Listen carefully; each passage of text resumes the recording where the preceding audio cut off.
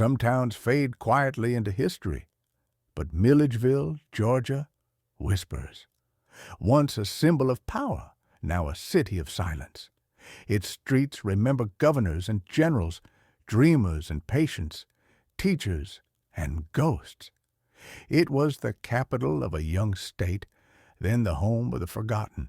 Today, moss climbs the same brick walls that once echoed with ambition, and beneath that beauty, there are stories buried too deep for most to find. This is Milledgeville, the city that time forgot. Before Atlanta, before railroads tied Georgia together, Milledgeville was the heart of it all. Chosen as the state capital in 1804, it rose on the banks of the Oconee River, built from red clay and politics. Governors gave speeches from balconies. Carriages rolled down tree-lined avenues. It was said to rival any southern city in grace and order. But grace doesn't last long in the South's heat. When the Civil War came, everything changed. In November 1864, General Sherman's troops entered Milledgeville. They held mock sessions of the legislature, burned supplies, and left ashes where pride once stood. When they left, the city never truly recovered. The capital moved to Atlanta, and Milledgeville became a place that remembered more than it could rebuild. Standing at the edge of downtown, framed by iron gates and towering oaks, the old governor's mansion still looks proud. Too proud, maybe. Built in 1839, it was once the symbol of Georgia's power. Here, governors ruled, decisions were made, and history shifted in candlelight. When Union troops arrived, they stormed the halls, tearing down drapes and scattering portraits. Legend says one soldier stopped before a grand mirror, saw his own reflection, and swore he saw someone else looking back. Caretakers today tell stories of cold spots in warm rooms, or footsteps echoing on marble stairs after closing hours.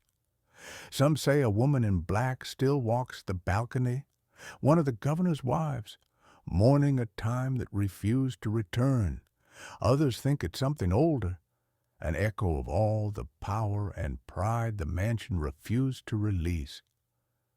Power doesn't always fade. Sometimes it lingers. On the outskirts of Milledgeville lies a place so vast it was once called a city unto itself. Central State Hospital, founded in 1842 as the Georgia Lunatic, Idiot, and Epileptic Asylum. At its height, it spanned 2,000 acres. There were farms, dormitories, churches, and a power plant. 12,000 patients lived here, some seeking help, many simply sent away. For over a century, it was the largest mental hospital in the world. Doctors, nurses, and attendants lived in company housing, never far from the wards. Some buildings remain, brick and hollow, their windows broken like open eyes. There are stories, voices in the Jones building at night, lights flickering in the halls long after the electricity was cut. Wheelchairs found moved from one room to another. But the real haunting isn't what's heard. It's what was forgotten. Over 25,000 graves stretch across Cedar Lane Cemetery, each marked only by a number. No names, no stories, just silence. And yet, the air still feels restless, as if every unspoken memory here is still waiting to be called by name. South of downtown sits Lockerly Arboretum, once a grand antebellum estate, now a garden filled with camellias and ghosts. Built in the 1840s, the mansion served many lives, family home, school, refuge, but the most enduring stories come from its quietest corners. Visitors have spoken of footsteps on gravel paths when the grounds are empty.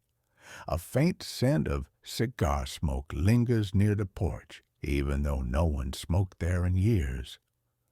Some say a former owner still walks the property at dusk, pacing between the magnolias, protecting what he built. And at Rose Hill, nearby, history leans close. Confederate soldiers, townsfolk, and generations of the forgotten sleep under marble and moss. Every southern garden has its secrets, but here they bloom year-round. Just outside town, off Highway 441, sits a white farmhouse beneath sprawling oaks. Andalusia, home of writer Flannery O'Connor. Here, she wrote some of the darkest, most enduring stories of the American South. Tales where faith wrestled with violence and grace hid inside tragedy. She filled her land with peacocks, bright, loud, and watchful. Locals say when she passed, they screamed for 3 days straight, as if they knew. Today, visitors claim they still hear typewriter keys tapping faintly from her study after sunset. Others swear they've seen her figure on the porch, gazing toward the trees, where her peacocks still roam. Flannery once wrote that grace changes us, and the change is painful. In Milledgeville, you can still feel that ache, lingering in every rusted hinge and creaking floorboard.